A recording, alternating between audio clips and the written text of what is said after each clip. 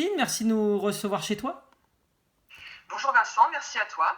Allez, Faustine, est-ce que tu peux te présenter en quelques mots et nous dire quel est ton quotidien professionnel et ton activité?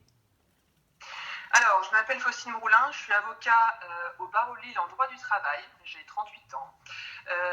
J'exerce à la fois pour les employeurs et les salariés depuis un peu plus de 10 ans maintenant sur Lille. Le quotidien professionnel aujourd'hui va forcément très impacté par notre crise et par la pandémie, dans la mesure où on a effectivement le domaine de l'activité partielle, notamment, qui doit être priorisé, et des questions en ce sens. D'accord. Est-ce que le télétravail fait partie de tes pratiques dans le cadre de ton activité? Alors, le télétravail fait partie de mes pratiques depuis plusieurs années. Je fais partie de ces avocats modernes qui aiment travailler de chez soi, effectivement. Alors, quand il n'y a pas, bien sûr, les audiences et les rendez-vous cabinet, je privilégie effectivement le travail à la maison, ce qui me permet d'être concentré sur mes dossiers. Alors, ce n'est pas le cas de tout le monde. Donc, déjà, sur ce point, je n'ai pas de difficulté.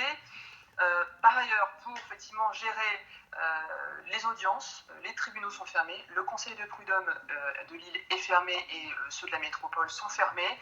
Donc on a un arrêt total de la justice là-dessus. Ça veut dire des justiciables qui attendent des décisions, que ça soit employeur, que ça soit salarié, et qui attendent également de saisir cette justice parce que, et je le rappelle, aujourd'hui, c'est bloqué pour plaider, mais on peut quand même continuer effectivement nos procédures.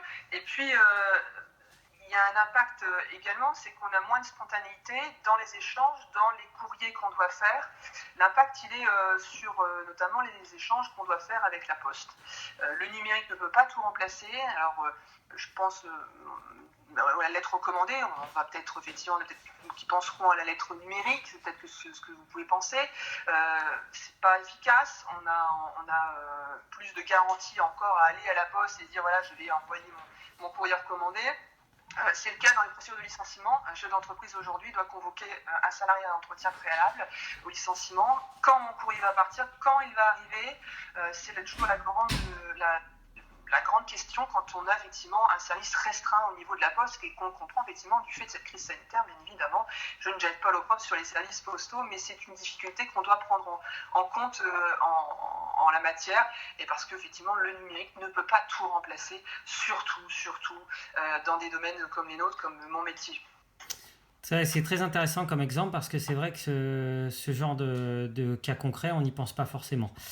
Je voulais savoir aussi quelle vision tu portes sur les semaines à venir et post-confinement, et puis surtout, qu'est-ce que tu peux conseiller au vu de ta vision à ceux qui nous regardent?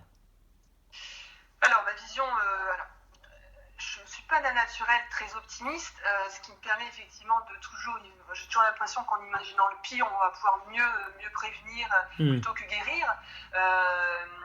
J'aimerais effectivement penser autrement.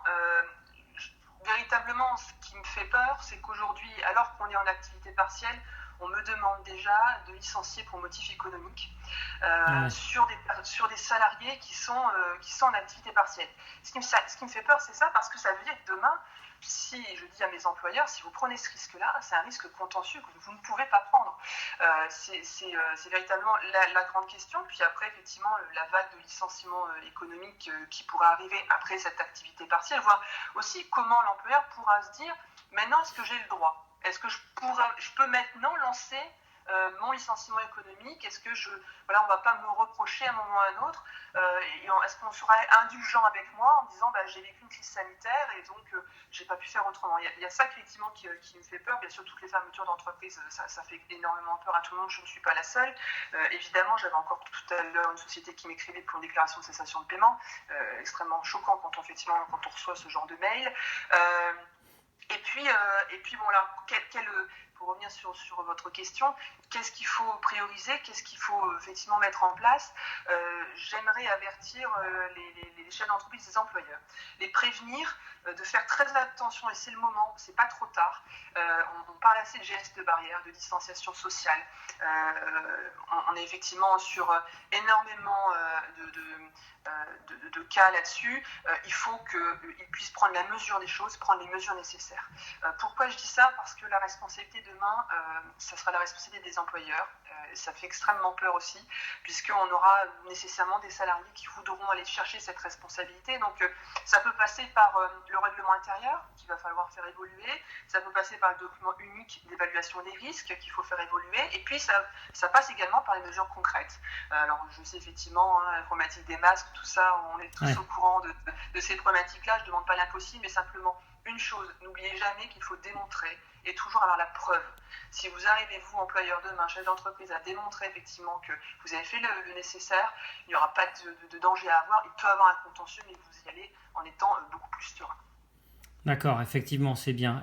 Merci pour cette prévenance. Écoute, Faustine, je te laisse tranquille. Je te remercie pour tous ces conseils et ce constat. Je te souhaite le meilleur pour l'avenir, la santé avant tout. Et puis écoute, au plaisir. Merci à toi, merci pour cette intervention. Merci, beaucoup, salut. bonne journée.